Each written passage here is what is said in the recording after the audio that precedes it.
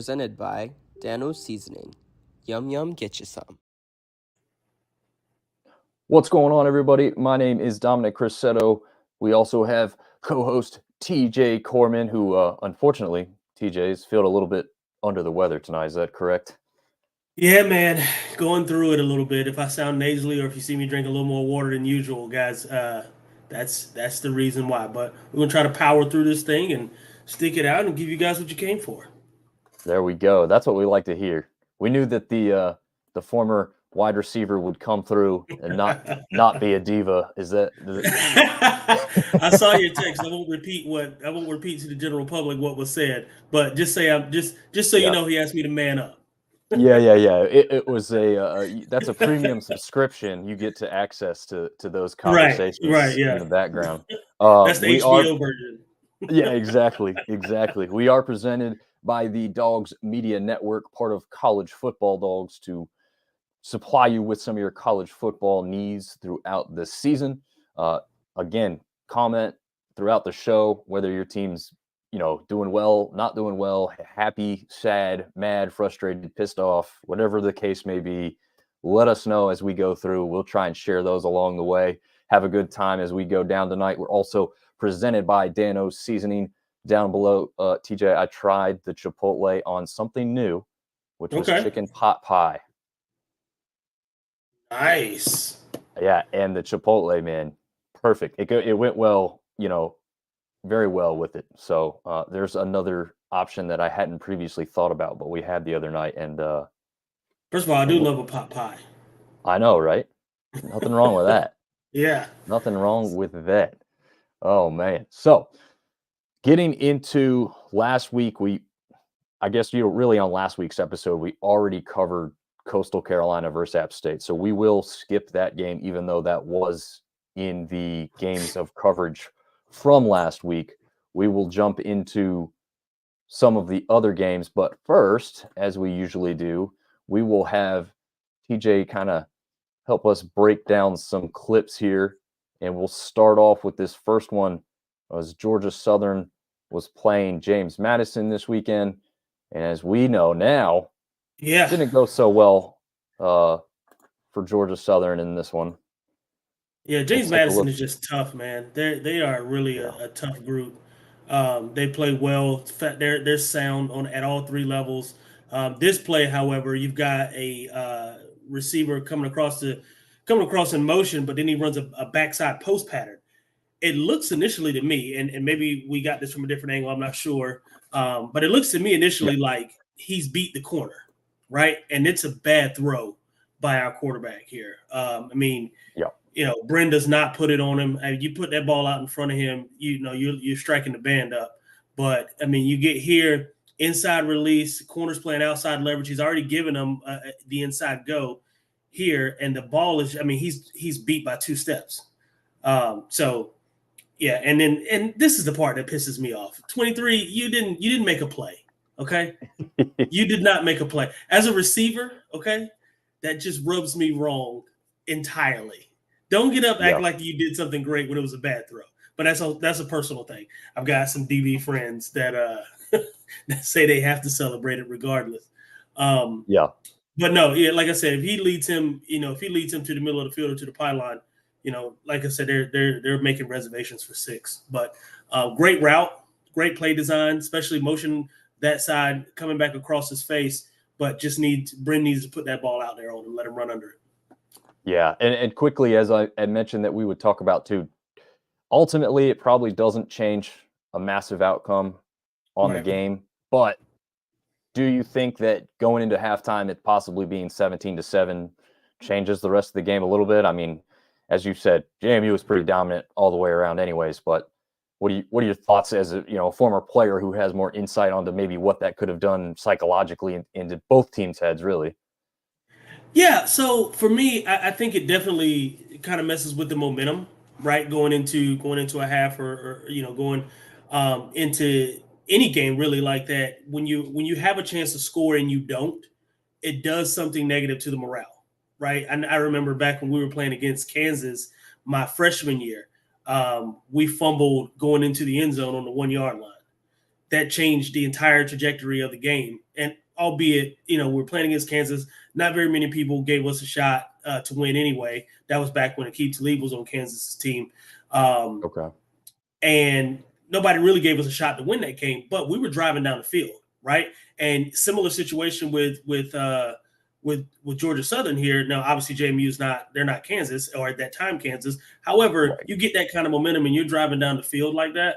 It's a real showstopper when you have a wide open touchdown and you just miss it. So yes, it certainly affects the psyche for the rest of the game. Hard to get it back too. Yeah, there's no doubt about that. And you do not want to be chasing points against that James Madison team right now. Definitely not something you want to get into. This next clip comes from Marshall versus Georgia State. And this one was with Georgia State on offense going down. I set you running 2-minute drill as we had kind of talked about, and I'll run it back so you can talk about this one a little further too. Yeah, I don't understand. So you've got man free, obviously, is what this looks like. Everybody's locked up, and you've got a free safety. He's covered the middle part of the field, basically playing a robber position. The amount of cushion that safety, I think either safety or nickel cornerback is given this slot receiver is insane. Quarterback basically just has it's pitch and catch. It's 7-on-7 at this point, and he's in no position at all. He's backpedaling, already being 10 yards deep at the snap, and he's backpedaling. So, this had 6 written all over it. Great blocking upfield by a wide receiver, and it never stood a chance. I don't understand, and I think I told you this before we went on. I don't understand if you have a free safety that's robbing, why are you playing that deep? Look, that's 10 yards worth of cushion that he's already given up, and he backpedals 2 steps at the snap of the ball. So he's given up 12 yards before the ball's even snapped. So I just don't understand. I don't understand the psyche. I don't know what made him think that he could come up and make a play that quickly.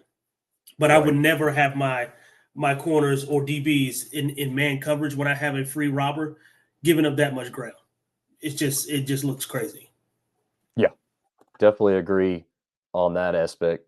I was wondering how, you don't focus necessarily, at least as the outsider, I don't focus so much on what I see everywhere on the field before that play happens. You just focus that, hey, Georgia State has been trying to run the 2-minute offense. They played a few plays right there before that, and then they just went 74 yards in one play. You focus on the guy getting open for the touchdown, but to see it from the start and focus on it like that is definitely an interesting aspect. Obviously, that one's a little bit more evident than some others that happened, but interesting play call to be that far off defensively on that one. Speaking of defense, our last clip for this week comes from Troy versus Army. We know Troy took care of business very well in this one. This one is going to have Troy on defense, and we've got I think it's Jaborner here off the edge. Motion man comes, but no one touches him, TJ. Yeah, he gets through. Jaborner gets through again. Really, I don't understand I don't know what this call was. I think maybe he might have been hot read and they were trying to get the ball out quick, but nobody touched him, nobody chipped him, nobody did anything. You've got down blocks, which almost makes me think that it's a run pass option and the quarterback just chose wrong. Because there's no option outside. There's no option to throw the ball anywhere outside. You got soft cushion by your safety, but nobody is thinking that ball should be. It's a run play. You can tell by the receivers blocking. It's a run play. The quarterback completely ruined that play. Check your receivers down here at the bottom. They're going to block. So either everybody was wrong and the quarterback was right, or quarterback. I don't know. Maybe he's throwing the 32 again. I was going to say he kind of leaks out there, and I don't know if that's just an open option because he knew he let that guy go without touching him, or if he was purposely supposed to receive the ball in this play. I guess I'd lean towards it because he does kind of turn before he really knows much. But honestly, once the quarterback releases it, it looks like he's actually trying to throw it more upfield Right. Yeah, it 232 didn't in the even first look like place. he was right. It didn't look like he was even throwing it to the running back or to the tight end or H back. Um, it just looked like and then whoever he thought he was throwing it to clearly did not know the ball was coming because they're blocking. Yeah. So I don't know what. I mean, that was a busted play from the word go. So, but excellent job by Troy's defensive end, and Troy really did a great job the entire game. Pitched a shutout. They look good on defense, which they have all year, and they have historically, or at least in the past several years, looked good on defense. But they really showed up against Army 19-0, and really represented the Sun Belt Conference well. Absolutely, and this goes to prove and goes to show why Army does not throw the ball often. Yeah, well, and they need to change that, man. Listen, this isn't high school anymore. You got to get more sophisticated in the way, and I get it. There's a way to do things, and we do it traditional way, and all. Some things have got to change, because that is not the answer. No, you got to think that it would help recruiting. Although, I mean, what we know, the real reason that most of these guys go to the service academies is not for the sport they're playing, right? But right, exactly. In general, you could get some better athletes if you ran a little bit more exciting style of football. Some guys who are on the cusp of saying, maybe I'll go to this school where I have to try a little harder to be in a certain position, or I could go to Army where they've kind of promised me that I'll be on the field right away. Right. But I don't really want to play that slow triple option style offense. So, yeah, very interesting that, some of those things haven't changed much over the years. And I'm sure a lot of that's history and tradition being a strong indicator of what they're going to try and run. But hey, we've seen what it's done for Georgia Southern. And speaking of Georgia Southern, we will touch on that shellacking they took up there in Harrisonburg versus JMU. And Bryn didn't have a good game. He wasn't completely awful. No, it wasn't really terrible. Yeah, it's an indicator, like we were talking about earlier, more of James Madison's defense. That front seven, it's just, I mean, in general, they're good. Their secondary is very good. I was going to say they're good at all three levels. True. I think it's the front seven where you just focus because they are so strong. So that's where they have other teams get into trouble and everything else. Anything real specific stand out in this game, kind of besides the fact that they were just pretty much dominant from first whistle to the last one? Yeah, no, they really were. Like I said, JMU's defense, they jumped out on them early, got them flustered. A couple bad throws by Bryn. A couple interceptions, not uncommon, right? We've seen him throw some interceptions in the past. He's got a habit of turning the ball over. I was very impressed with, I think his name's Surratt from JMU, their wide receiver. He had over 100 receiving yards on 5 catches. So it's big plays. He's averaging a first down every touch. So, I think that was awesome in terms of standing out. But yeah, they were just too much. They had too much for Georgia Southern. JMU is really good. Yeah, they really are. I thought this might be the game that brings them back down to, I don't want to say normalcy. That's like a terrible way to describe what they've done. A dose of reality. Exactly. Yes. They're playing their first, we've talked about Virginia not being a strong opponent so far. So I thought this might be one of their first real strong opponents of the season as Georgia Southern comes in, at that time as a 4-1 record. And besides a bunch of turnovers that they probably shouldn't have had up in Wisconsin, been very competitive and very good in most of their games thus far this season. But man, you want to say a little bit was Georgia Southern didn't have their best game, but that's pretty obvious. But the other obvious thing about that is they didn't have their best game because JMU didn't allow them to. So it's not just that they played bad. It's that they weren't allowed to play good either. So you have to give full credit to the Dukes as they continue to roll on, now 6-0 on the young season. And that takes us to the other shellacking, which is great because the other team in this one wasn't in our conference anyway.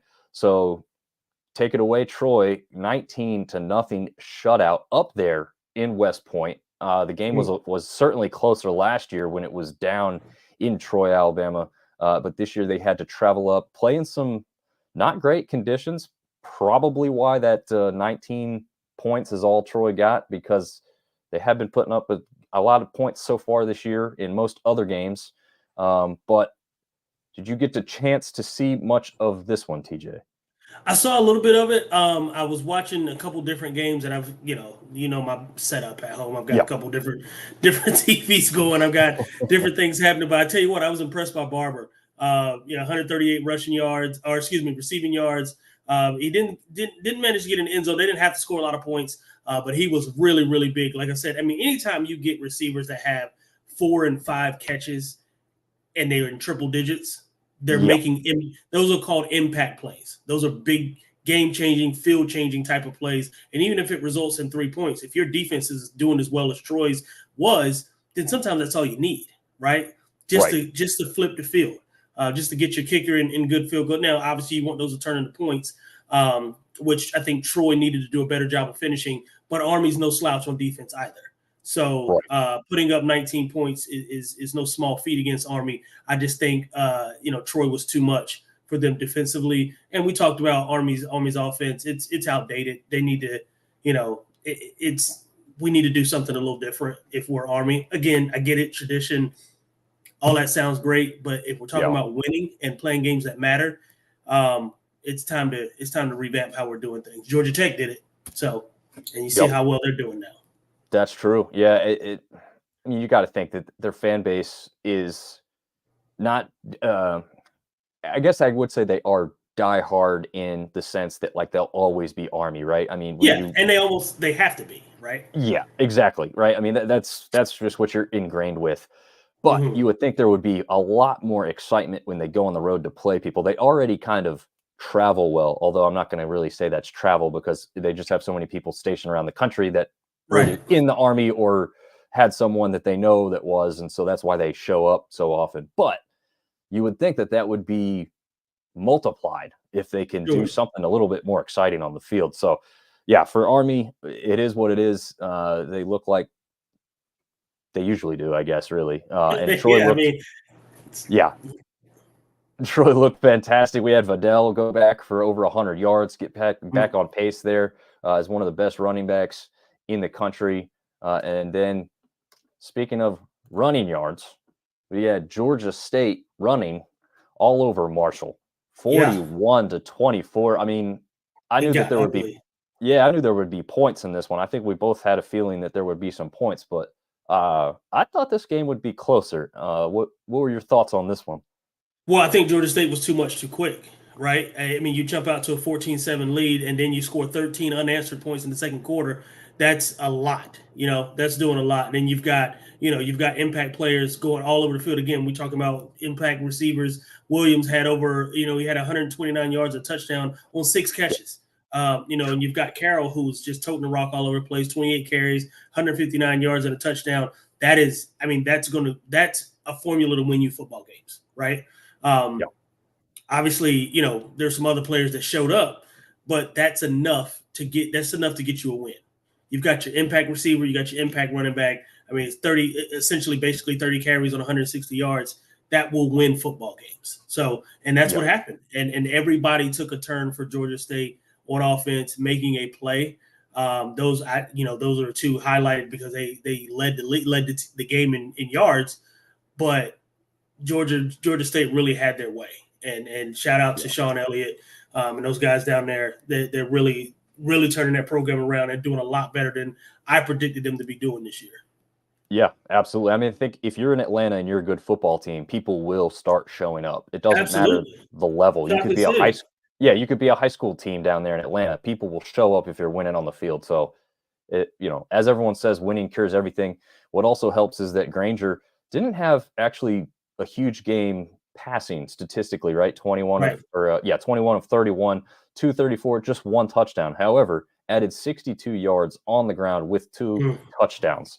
So again, pretty well-rounded game overall. Yeah, and like you said, the other 2 guys, both running the rock and catching it downfield, obviously helped him out tremendously as well. And Georgia State goes on to win a rather easy one over Marshall. I think Marshall fans are starting to sound a little bit like App State fans, to be totally honest with you, TJ. They're not so happy. Yeah, well, it's frustrating, right? When you've got the team and the talent to win, and you come out and you put out performances like that. We've seen Marshall be great, And quite frankly, we've seen Marshall again, like last week, fall on their face, and Yeah. you don't know which team you're going to get, and it can get annoying. Trust me, as a black and gold fan, it certainly gets annoying. Yeah, there's another black and gold team that we're going to talk about that is very annoyed and pissed off as well. We'll get to that one after this one, which was possibly the best game of the week. I would say you could certainly put up App State versus Coastal as the better overall game, but as far as finishes go, this one probably was a little bit more exciting than that one. We had Texas State coming from behind to beat ULM at home in a pretty raucous stadium down there in Texas, as Texas State was, trying to build some fan support and get everybody going to this game. It did not look like it was going to go their way to start the fourth quarter. All of a sudden, they were down 20-9 after a quick pick six. But then Texas State responds, comes back from behind, and takes this one in the end. Anything stand out to you? Probably mostly at the end there, TJ, but maybe just overall statistically that jumps out at you in this game.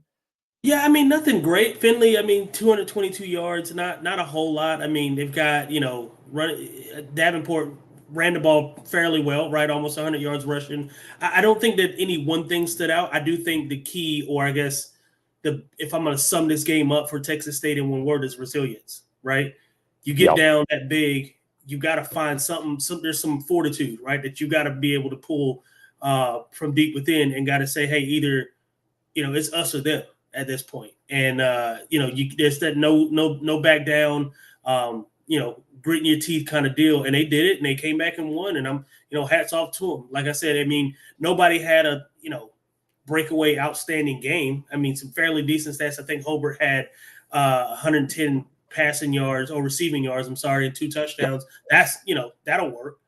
But for the most part, he's been the most consistent guy for them across the board, which is a little surprising to me, because I thought Hawkins would come back in this year. I don't know if you remember this, but Hawkins had hit the transfer portal, and when Kinney was brought in as head coach, I don't know how he won him over, if it took a lot or just a little bit. He actually talked him into staying, and Hawkins is kind of that same mold of oh man, who's the guy we just talked about like 2 games ago? Wide receiver, smaller guy. Barber. Yes, Barber. Kind of that same mold, like smaller but shifty and very fast and elusive. That's kind of what Hawkins had brought to Texas State previously, and Hobart looks like now he's the guy there, which is a little surprising. But also in the same regard, Davenport having the bigger game was a surprise to me after what Mahdi's done. I think Mahdi's like a mid-season All-American right now with his statistics that he's put up and how he's looked on the field. And even if you don't, for whatever reason, don't have him up there as a running back, you better have him there as all-purpose, because he's doing it both carrying the rock and also doing it in the return game as well. He's already got a kick return touchdown on the season. So, yeah, I mean, the way this one went was the surprising part to me. I was going to say, that shocked me. Yeah. Yeah, and I'm thinking just like, wow, I thought, we thought something specific about Texas State was just going to keep rolling to the next game and keep rolling in, and this one looked like it was not going to go their way until, well, it finally did there at the end. Like you said, that's that resiliency and just battling through it.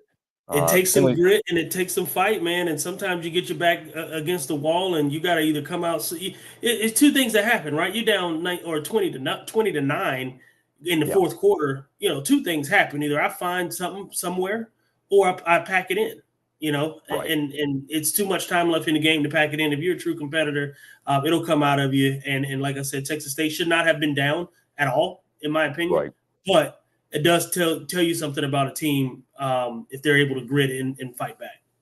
Yeah, absolutely. Well, a team that didn't fight back last night's shellacking. Another shellacking. I think I already used that word. So, we'll just run it back up the flagpole a second time. Right. But holy cow. How much of this one did you watch? And if it wasn't much, I don't blame you, because it didn't seem to keep a lot of people interested for very long. It was a blowout well before halftime. So what'd you think of this game overall? Yeah, I watched the first quarter and I thought, this could run away real quick. And then when I went back to, I can't remember. I went in the kitchen to do something, and I think it was like midway through or a couple minutes into the second quarter, and they scored again. And I was like, yeah, well, my wife wanted to watch a movie, so we decided to do that. Right. Good idea. Good idea. Smart man. Yeah, this was a runaway in all areas. I mean, Bradley had 319 passing yards. Over 100 rushing yards, over 100 receiving yard receiver. 4 touchdowns for Webb. I mean, that's insane. Yeah, so insane. I'm playing a little college fantasy football for I think the first time ever, and guess who started Webb this week? Thank you very much. Look at you! Look at you! I don't think anybody else even has to go the rest of the week. I probably already won the week with just his performance right there. What's funny about college fantasy football is like everybody has a great chance every single week because there's 100+ teams, so you always have somebody who's going to be available. Always somebody who's going to be hot.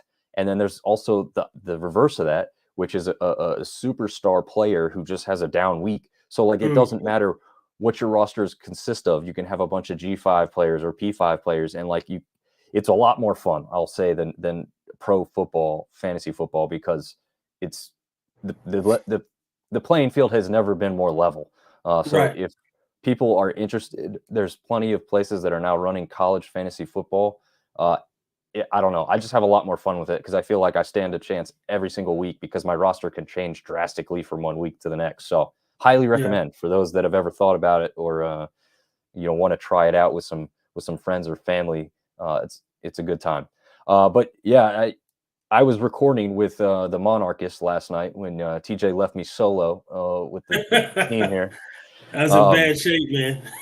Yeah, well, we still. I took some notes. I asked TJ to share some thoughts and opinions so that we could put those on there, and I was sure to share his notes and thoughts and feelings on that. So, if any of you are interested in ODU sports or athletics, the Monarchists put on one heck of a podcast, and obviously featuring there in the Norfolk area of ODU. They also do a lot of stuff around the community as well. If you give them a follow, just to keep up with what they're doing and how they're doing it. An impressive group of guys, and we were happy to be invited on the show. Like we said, unfortunately, TJ probably thought better of it with how he felt and made the smart decision. But obviously, we were also disappointed that he couldn't be there for that recording. But if you're interested, go check it out. I still shared some of his thoughts in that podcast, and you can find that one in audio-only version pretty much anywhere you stream your podcast. That one, I believe, that one brings us to the end of kind of the recaps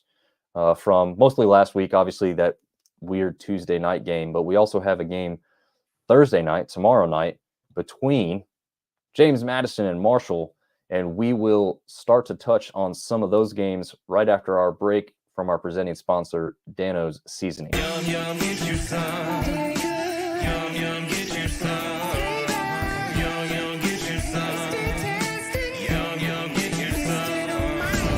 Seasoning, food's favorite flavor. Yum, yum, get you some. I'm Joe Burrito, your favorite burrito. Whoa, whoa. Joe, we all know you're the best. What? But you can always do better. What you got? Try the new Dano's Hot Chipotle. Hey.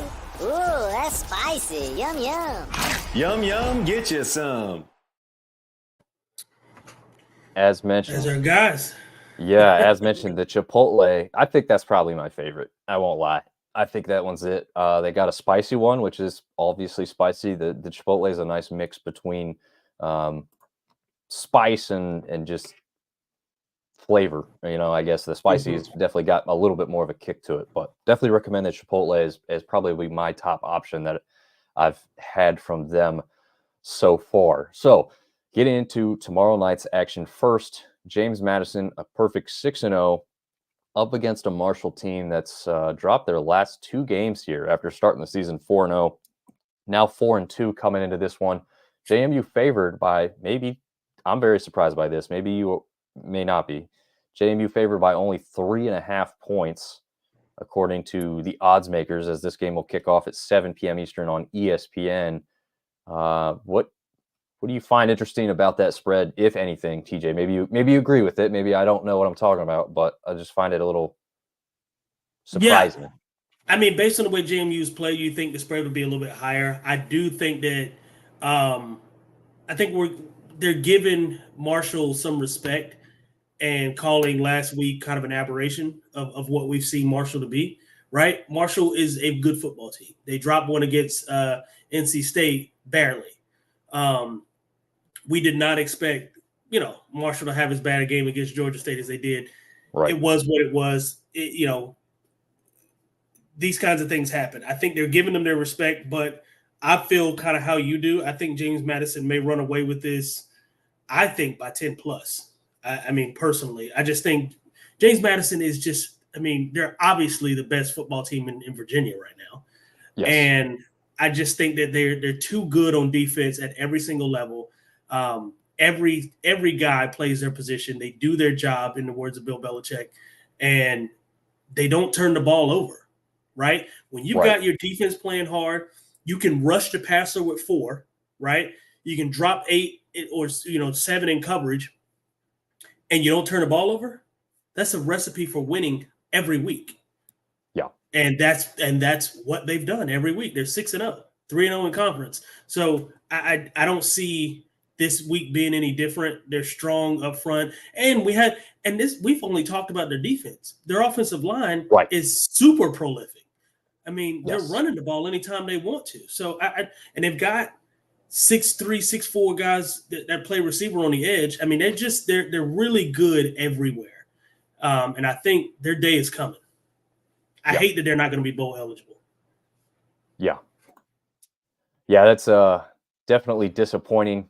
Like you said, 3-0 in conference already, and it doesn't matter what they do from here, unfortunately for them. I think I just saw a tweet before we started tonight, like an hour or two ago, that said that they either reapplied or tried to do some other waiver to become postseason eligible. Already denied. It's so messed up, man. They should, because they're really good, and this could be great. It could be great for the conference, which obviously you and I were going to support the Sun Belt no matter what.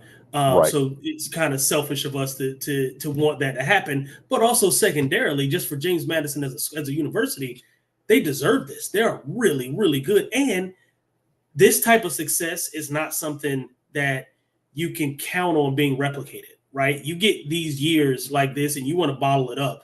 I know, again, going back to my playing days, we were blessed to have Richie Williams, and then that transitioned right into Armani Edwards, and so we kind of caught lightning in the bottle for like 4 years in a row. Yeah. You don't get that very often. And when you have it, you want to be able to take advantage of it. And I think it's just a shame that JMU can't this year. Yeah, especially since, like, just as you touched on with the quarterbacks, they transition from one to the other as well. And that's I actually talked to the guys on the Monarchist about this last night. It was surprising to me, as I thought, like, there's no way they hit 2 transfer guys in a row and have the same success. And it's not going to happen. And lo and behold, there's like no drop off, next to no drop off. And even if there has been a little bit of a drop off, there's been improvement on the other side. I was going to say the other side of the ball makes up for it. Yes. So I think we can both agree that as good as JMU was last year, I don't think their defense was as good as it is this year. So, even if the offense isn't quite as there, which statistically it's probably pretty damn close, even if it's not exactly the same. Maybe it's even better statistically. I haven't compared directly, but just from an eye test perspective, I thought the quarterback play at JMU, it was at least more fun to watch last year. But again, because you're being successful, you don't have to do the fun stuff and the crazy stuff with the scrambling and getting downfield, like they had. And I'm going blank on his name, but like they had last year at the quarterback position. Obviously, this guy looks like McLeod could just sit in the pocket a little bit longer and just they're playing on schedule. Yeah. Yep. So not a lot of craziness needed, and that bodes well for them as far as a team that looking to rebound from that game. We've got Monroe, who's 2-4 now, coming up against Georgia Southern, who's 4-2. That one a 2:00 kick on ESPN2. As we roll through some highlights from that Texas State ULM game we talked about earlier, actually mostly just focusing on the end of this game here. But What do you think? So ULM has kind of surprised, I think, the both of us with not necessarily their win total. I don't think the 2-4 record shocks us in any way, but maybe how they've gotten there certainly has surprised me. What do you think about this game going in, especially after what Georgia Southern had done or had seen last week from James Madison? Yeah, I mean, if you're ULM, I mean, coming off two heartbreaking losses this year, one to App State and then one last week. I mean, it's one of those things where you kind of want to have. I know I've said it a couple times this year, a get right game, and I don't know how right you can get if you're ULM, right? I mean, you're not top or cream of the crop, so to speak. However, you've showed flashes of being very good. You know, your record being 0-3 in conference is not indicative of who you or what the way you've played, right? You've played teams tough. You just lost some close ones in the end, and it happens, right? Georgia Southern does not, you know, it's funny because we talked about the spread with James Madison and Marshall being 3.5, and then now you've got Georgia Southern at a 17-point favorite. And I got to be honest with you, based on the way ULM's played over the past few weeks, I don't see there being a 17-point spread. And I could be wrong. You know, the game's in Statesboro, so that makes a difference. And it's a little bit warm. But again, Louisiana is not cold. So, you know, I just 17 points just seems like a lot, you know, I agree depending on with the ULM team that you get. So you want to get right if you're ULM. I'll tell you this. I don't have ULM winning this. I just don't see it being a 17-point spread. I think I can fully agree with you on that one. ULM doesn't jump out at you defensively, but I mean, look what they just did against a Texas State offense that put up all kinds of points against Baylor previously. I mean, Texas State offense has been mostly consistent and certainly has a lot of weapons with a lot of speed at every position on the field, including the quarterback position, right? I mean, we know TJ Finley, it's not really known as a scrambler, but he can run. He can run, and he's a big guy too. He's like Cam Newton when he's running with the ball. You're not going to just tackle that dude easy. He ain't sliding down too often, I don't think. No. But I mean, this ULM team is just fighting all season long. They probably should have beat our App State Mountaineers in that one. We escaped with one hell of a long field goal. They could have very easily won this game versus Texas State. And I mean, what was the game just the other week that they were in as well that kind of surprised me? So, yeah, I don't know how they put a 17-point spread on this one. I mean, we know Georgia Southern can score the football with that new spread option or air raid attack that, you know, Helton has brought to them there. But they were shut down last week, and I think it's going to take a little bit of time to kind of get them back rolling.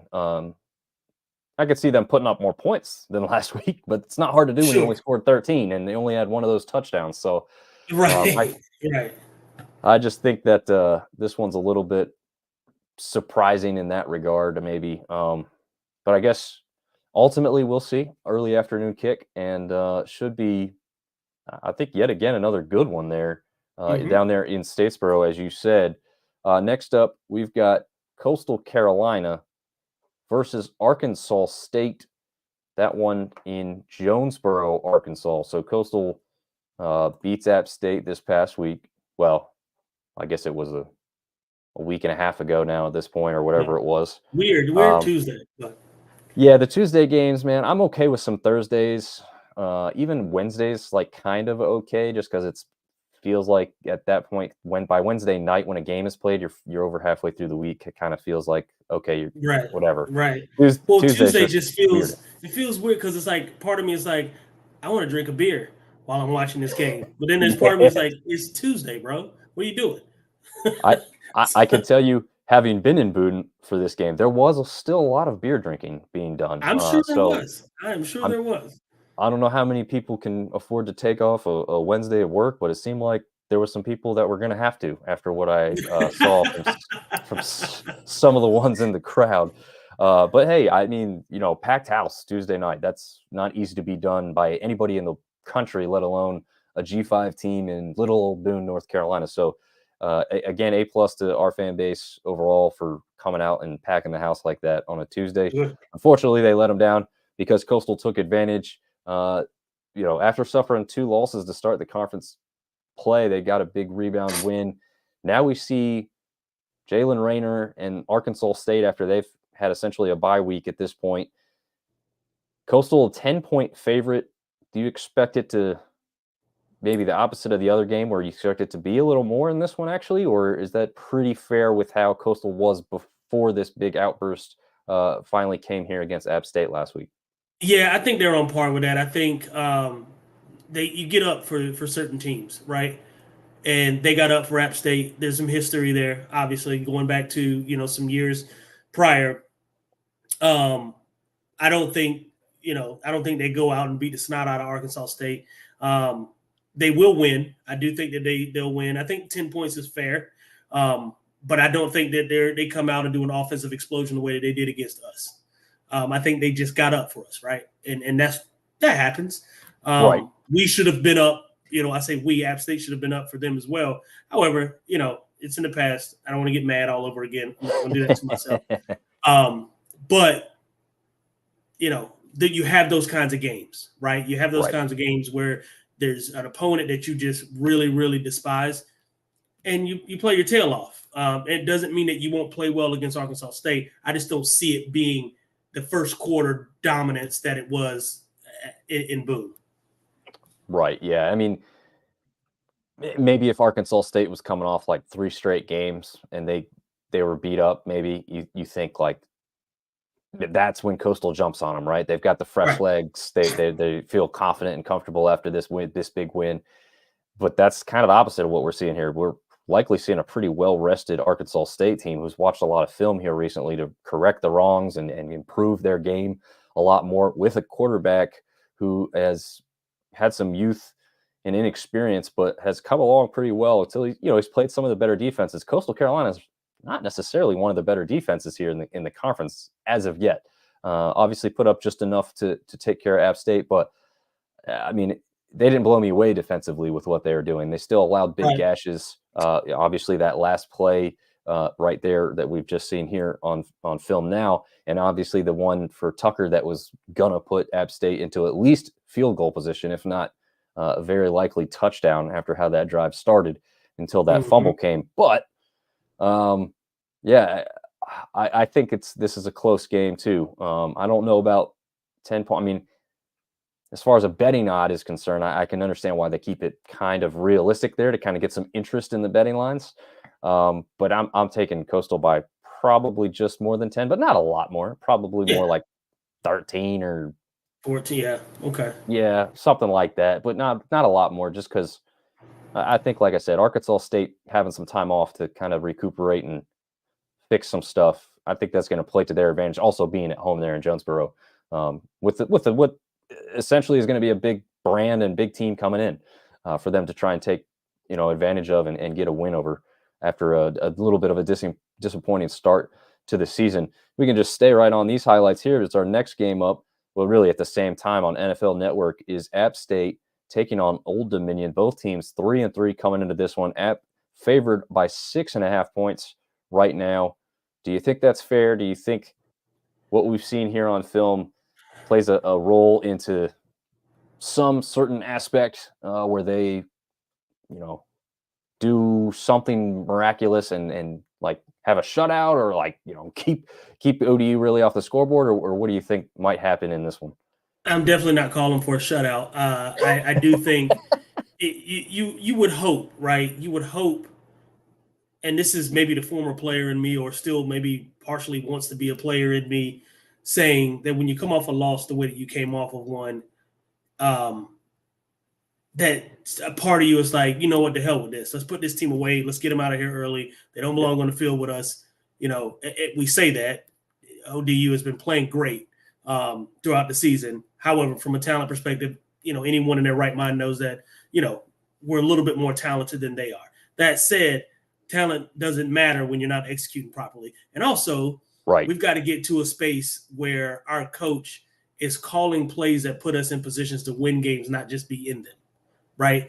Yes. We're playing too conservative. I mean, running the ball on 3rd and 7, 3rd and 8 is insane to me. It drives me up the wall. First down, zone read left, zone read right. And I'm like, Coach, come on, man. I get it. You're an offensive line guy. You want to dominate the line of scrimmage. Yeah. However, we've got dogs out there that can catch the ball. We've got some route runners. Strowman's great on the outside. We've got plenty of guys that can really, really fly down the field. And we've got some running backs that we can use in the pass game.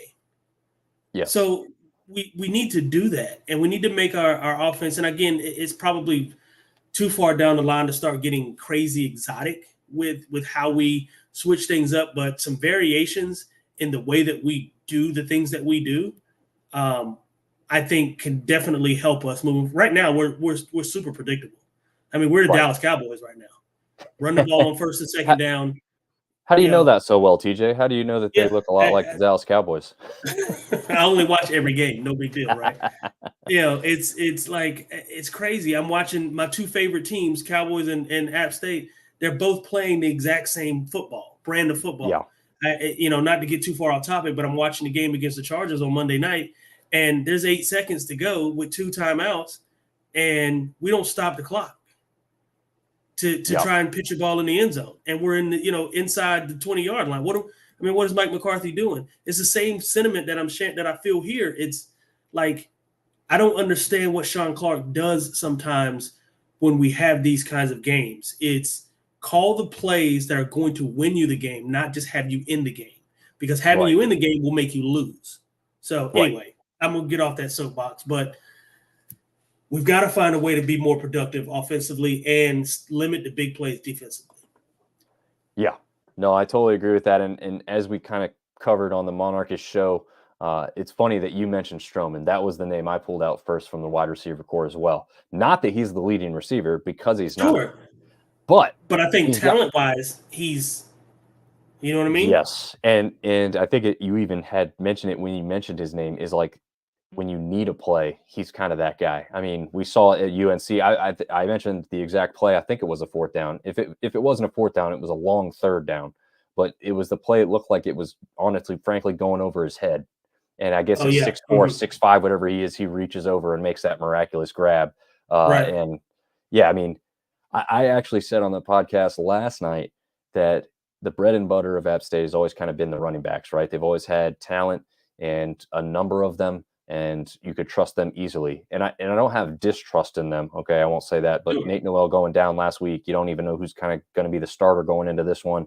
But more than one guy's going to touch the ball anyway. So I actually said last night that I think this is one of the most trustworthy wide receiver cores we've had in a while. Right. Agreed. And we're not trusting them. Right. And like when Aguilar's throwing passes downfield, it's not like I used to be, where I'm like, I hope they make the catch. I'm expecting them to make the catch. And you know this too. There's been times where Aguilar's made the throw properly, but the wide receiver has dropped the pass. So it's not that they've been perfect, but I still expect them to make the play more often than I don't, which has not always been the case. Back when you guys played, I obviously expected that type of thing too, because you had 2 hell of a good quarterbacks throwing you guys the ball. And I think Aguilar's not quite in that class, but he's definitely up there with recent quarterbacks with where he places the ball for these guys to make the plays. So yeah, I'd love to see them make some better adjustments and show us something, come alive. Although I think I predicted like a 36-31 score, because like you said, defensively, I hope they come out and shock me. I said they have to come out and pound them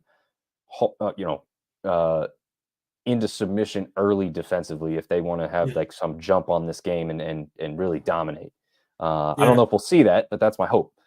So anyway, that will wrap up for the long one.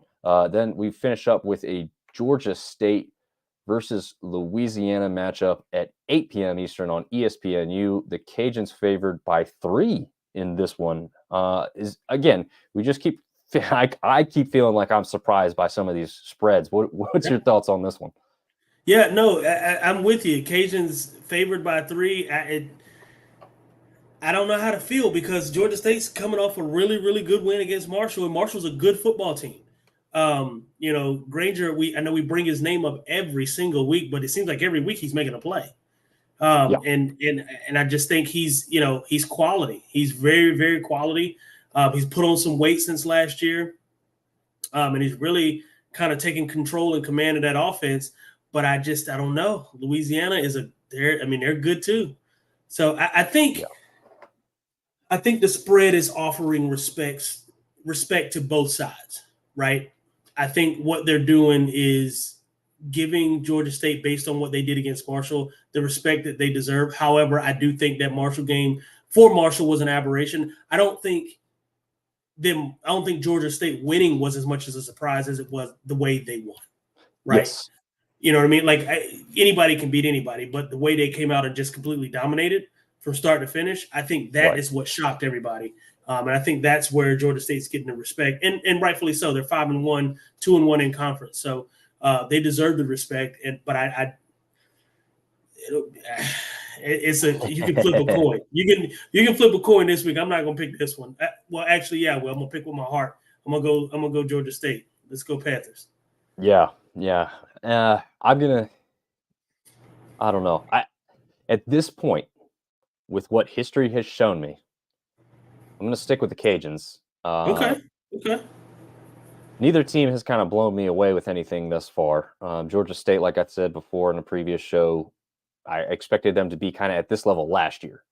Mm-hmm. So for them to finally put it together isn't totally a shock to me, but, defense has to be a little bit better for me to like really and fully trust them. Like at this point, I would agree with where the standings are that JMU is a different class than them at this point. Sure. So I'm not quite, that high on Georgia State, even though they are very impressive from a conference standpoint overall. As far as the Cajuns are concerned, there's just something about them when they're up against the wall. They usually perform pretty well. Yeah, I don't necessarily think they're up against a wall quite yet because that West Division is still wide open compared to the East, which I guess technically the East is wide open since JMU is ineligible. Right. Well, yeah. But yeah, if it wasn't for that, I have a question that I've saved up for you that I'll surprise you with here in a minute. It'll be an easy one for you to answer. Don't worry about it. Don't get nervous, TJ. Don't let me get you nervous. But so yeah, I think ultimately I trust the Cajuns to get the game done since it's there at home. But I mean, I think Georgia State has the offense to take total control if they can score, just as we've seen last week with a couple scores by a couple different teams.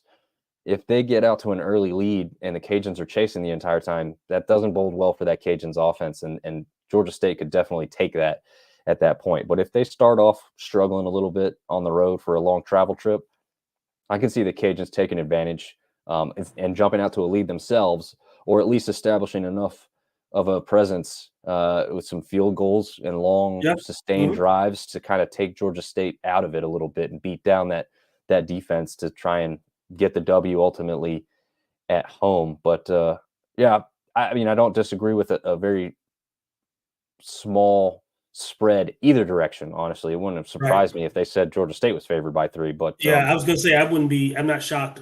I'm not gonna be shocked with whoever wins this game. And the over/under is high too, 30 points each team. We'll see. Yeah, and I think you and I both said we checked out some of the Cajuns game against the Gophers up there in Minnesota. It was a pretty impressive showing overall. Absolutely, it was. Yeah, they come in with 2 losses, but I mean, it's not like they're 2 bad losses. So I was going to say they didn't lose to scrubs. That's for sure. No, definitely not. So that will do it for what we've got coming up. But I do want to have a question for you, and I'm going to bring up the standings as I say this now. So if you want to take a look at the standings as I pose this question, so you're ultimately prepared for this crazy off the wall question. It's not crazy or off the wall at all. So across the board in college football, the theme or change that seems to be coming to help most of these conferences, and most of them have been some of the conferences that have been kept out of the college football playoff. So I'm talking across the board, but I am including the Sun Belt in this as well. Okay. What are your thoughts on getting rid of divisions? So ultimately at the end of the year, you have the 2 best teams matching up in a conference championship game versus an East-West setup as we currently have in the Sun Belt. And the reason I'm going to ask that, to give you a little bit further time to think, is maybe this year is a little different because James Madison will ultimately be out. So even if they're undefeated, it doesn't play a factor. But let's just say that anybody in the East is undefeated. and that undefeated team, beat the other team in the East to only have one. So I'll just use, just as an example, I'll just use the top two teams right now. So James Madison stays undefeated, and Georgia Right. State only loss in the conference or only loss all season comes to James Madison. Meanwhile, in the West, everyone's got 2 losses or more. And now we're looking at a situation maybe where you're looking at a New Year's Six possibility for JMU if they stay undefeated. So Right. they have to win, right? But now JMU, when they're battling other teams that are also possibly undefeated or a one-loss team to, a highly ranked team, so they're kind of neck and neck considered for whatever reason. Now they're playing a 2-loss team in a championship game. They're not going to gain ground, whereas they played that one-loss team a second time. What are your thoughts on that? I'm talking too long now. Yeah, no. I like it. I like the idea of letting the best teams line up and play, right? I've always been a proponent of letting the guys, letting the players on the field determine who gets what. And, I know that I think the ACC is divided up the same way. The SEC East almost never gets, outside of maybe Georgia, sometimes Florida, Tennessee is spotty here every now and again, but they almost never get love because there's no Alabama, there's no LSU, there's no Mississippi State, over there. So, in my opinion, I think like you, let the best two teams, and if we get a repeat, then we get a repeat. It just is what it is. Everybody deserves a mulligan. It's hard to beat a good team twice, right? So I think we benefit from finding out who the true winner of that conference is. Because another thing that can happen when you have a 2-loss team playing a 1-loss team is the 2-loss team has really not a whole lot to lose. Because even if they win and they're that conference champion, they know that they don't have a chance in hell at going to a college football playoff with 2 losses. Or New Year's Six in all likelihood. At this or point. New Year's Six in all likelihood. Yeah. So, it's one of those things to me where I think we benefit as a whole from college football by just lining the boys up and letting them play. Yeah. Yeah, I think that is my argument as well, because and by the way, ACC this year has no divisions. So they've already gone to this. So, oh, really? Okay. Yeah. So that'll be interesting because of how it could play out with UNC and Florida State. I was just getting ready to say Carolina and Florida State. That could be very interesting. Yeah, because they do not line up against each other in the regular season. So in that regard, there'll be no rematch possible. So it could be 2 undefeated teams at that point, which would be one hell of an ACC championship. I'm here for it. Yeah, we might have to make a trek to Charlotte for that one for some special coverage. I wouldn't be mad about it. I'll be cheering for Florida State, but okay, that's fair. Yeah, I mean, I guess my biggest argument is if you want your conference to go to the next level, you have to start making New Year's Six. I thought this would be the year that Sunbelt would do it. I'm not saying it's impossible, but it's already a little bit more unlikely with what we've got out there and some other teams in the G5, looking the way they do. And that's why currently. I'm mad about James Madison, because I personally think James Madison is as good or better than Tulane. Yes. So I don't see, I mean, and Tulane will probably end up getting that New Year's Six Bowl. Usually it's the Cotton Bowl that they let a G5 school play a P5. However, I think James Madison will put up a better fight than Tulane would. Yeah, I agree with that. I think they'd be, even if they don't win it, like you said, I mean, it's going to be game. No one should question that at this point. Well, I don't care whether you love or hate JMU. They're going to be in every football game they play. I mean, maybe sans 2 or 3 teams at the top of college football right now. I think they'd even compete with, a USC after what they went through. They faced a pretty good Notre Dame defense. Up front. Right. Yeah, exactly. Think about not to cut you off, I apologize, but think about App State versus Penn State a couple years back, App State and Tennessee a couple years back. I mean, we've had some G5 success, right? Yes. We didn't necessarily win those games, but you didn't walk away from your television thinking, damn, that App State team sucked. And I feel like that would be the same sentiment being shared about JMU, because I think they're that good. Yeah. Yeah. And I think that's where you think about what we're trying to do, right? We're covering the Sun Belt because we think it can get to a certain level, and there's an Right. excitement and people that care. How do you do that? You harp on and you focus on the stuff that's brought you the success. Last year, it was the week where App State took down Texas A&M, and Marshall took down Notre Dame, and Georgia Southern beat Nebraska, all on the same weekend, right? Right. The next logical step in that is to get one of these teams. It doesn't have to be one of those three, but one of these teams from the conference to a New Year's Six bowl, put them on the largest stage, the grandest stage let that 'em you play. could be, and let them play and show people how strong. Because no matter how much we hark on it, there's still a lot of people out there that think that the Sun Belt is not now the premier G5 conference out there, and I Right. think it is. I think it easily became that Without a last year doubt. when they added these teams. That week helped prove it right then and there. And now we're seeing, and I'm talking top to bottom, right? We just talked about this. Arkansas State, maybe, you know, a little bit further down. Southern Miss is just shockingly down this year. But Right. a team that has routinely been down in ULM is competing in every single game still. Every game. Sans the Alabama or whoever they got trounced by at the P5 level. But Oh yeah. I can't remember. it's But like yeah, I get your point. It's one of valid. the SEC teams that they played. Right. It might have been Texas A&M actually. I think it was Texas A&M actually. Okay. So sans that type of game in conference, they are competing with just about everybody they've played so far. So you're looking at like one or two teams that are kind of weaker at the bottom. And go and compare that to some of the other conferences right now. It feels like they have a lot more of those really bad teams, especially with what the American has brought in, what Conference USA was forced to bring in to replace some of those teams that left for the American, bringing up a bunch of FCS teams. Jacksonville State looks pretty good actually so far. I mean, Yeah. I'm not gonna hate on them. They've been very impressive to me. Absolutely. But then you look at a team like kind of Sam Houston State, and they're, I believe, still winless at this point. They've been in some games to their credit, and they are jumping up from the FCS to the FBS in their first level. But we're kind of past that phase now. I mean, James Madison was the only team that was left to do that, and they look like the best damn team in the conference. So, Right. I mean, Right.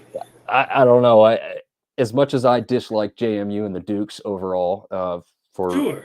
past history and the fact that they wear purple, I have to give credit where credit is due and say I am disappointed that they're not possibly eligible for something, because as much as everyone hates to admit this, them being good and showing the rest of the country how good they are still helps all the rest of the teams. Especially It's the big picture. It's the big picture. It doesn't matter. Again, who doesn't matter who makes the New Year's Six. I mean, at the time, I know there's going to be thoughts and feelings on it, but overall, you want that money. Yeah. The entire conference gets a cut of that bowl check. Mhm. Just like the entire conference gets a cut of Louisiana going to college March Madness last year, right? It doesn't matter who goes ultimately. You need to keep putting we just people. need to be represented, and we're Yes. too good of a conference and have too much talent to not be represented. Right. Yeah, I agree. So yeah, I'm glad we shared that thought. Is there anything else before we say adieu and let you get back to recovery for this cold that you got there? No, I do want to give a big shout out, as much as you hate them, to Carolina. The Tar Heels are, I mean, they proved me. Listen, I'll say it this way: in years past, Carolina has found a way to blow it. Yep. To date, they have not. They've looked like a quality football team. Not just a quality. They look like a really good football team the entire year. What they did to Miami, they beat them soundly. Right? They did. There was no question who the superior team was. They can run the ball. They can throw it. They can dominate on defense. They are a really good football team. And I want to give big shout out to Carolina and all my Carolina fans out there. I tell you what, Colorado better step it up, because they had me up late the other night on last Friday night doing nonsense, watching them get blow a 29-point lead. I don't even know what that's about. But Not sure. Apart from that, they've got. I think Colorado has a bye week this week, so hopefully nobody does anything stupid. Everybody can come back intact and get their heads back on straight and really finish out the rest of the season the right way. So, but yeah, that's it. That's all I had. Nice, very nice. I won't necessarily echo your sentiments on UNC because I am a hater. But I will agree that I mean they've earned the respect. I mean, Sure. for years and years and years and years, they put many players into the NFL and had many extremely talented players, but they never seemed to have great teams Yeah. overall. And it does Exactly. seem like this year, for whatever reason, they finally got that full team aspect, and they Putting do it look together. impressive, which makes me feel good about App State's loss overall. I mean, it's not like Yeah. they lost to a middling UNC team that we've seen in the past. So Right. yeah, that's one that ultimately too at this point, like, man, if we had won that one, like think about Oh. how everyone feels about the season had that game gone differently. Right. Even with some of these losses, I think everyone feels different, right? The Sean Clark stuff doesn't get as loud or as vocal. Yeah, you're still disappointed in a loss to Coastal, but if you had beaten a ranked team and a team that was otherwise undefeated, I mean, you're not going to be hearing the fan base like we do now. So Sure. that's pretty unfortunate. 100%. And that's me included in that fan base. Right. Yeah. Yeah. And I talked about last night. Like I'm not quite as crazy about it because, like we've mentioned, like the games have been close. It's not like we're getting blown out. It's not like he's Sure. totally lost all control here. It's little things that could be corrected and changed. Whether it's the players on the field not having lapses in certain times, whether it's just slight changes of the play calling, or expanding the playbook. I mean, I know those ultimately aren't the easiest, but I mean, as far as the scheme of things, it's not like you got to go out and recruit all this new talent. The talent seems to Right. be there. We have the So, talent. yeah, and there's quite a few teams in the Sun Belt really that have some talent. I mean, we just talked about ODU. They've got one of the best linebackers in all of college football, Jason Henderson. We touched on this last night. He's got 92 or 93 total tackles on the season Insane. already. Yeah, insane. Yeah. So for App State fans and everyone going to be watching that game on Saturday night on the NFL Network, you won't have to look hard to find that guy. Trust me, he'll be noticeable. He'll be around. You know who? I mean, obviously a different position, but he kind of reminds me of the fact of like Corey Lynch. Yeah. Corey Lynch was not the fastest or biggest guy on the field, but it's like his mind worked before the play even happened. About like as soon as something was starting to happen, he was reading it before the rest of the defense somehow, and that just seems how Henderson plays the game too. So absolutely incredible. But I guess at that point that'll wrap it up. TJ, where can people find you and follow you on the social medias? Yeah, I'm on Facebook at just my name, TJ Corman, exactly how it's written on the screen. Instagram at Mr. Corman12, and also you can find my food page at Thick Thighs and Large Fries. Very nice. Barbecue, BBQ. BBQ, real barbecue. Yeah, Real barbecue. it's real barbecue. Yes. My pulled pork actually pulls. There you go. That's important. It's all in the name, baby. Oh man. Well, you could follow the both of us and see what we post on the socials at Sunbelt Syndicate, pretty much across all platforms. Twitter's without the E because it's too long of a name. But we'll have some fun stuff and keep the coverage coming for you guys. Thank you for watching and tuning in, and we will see you guys all next time.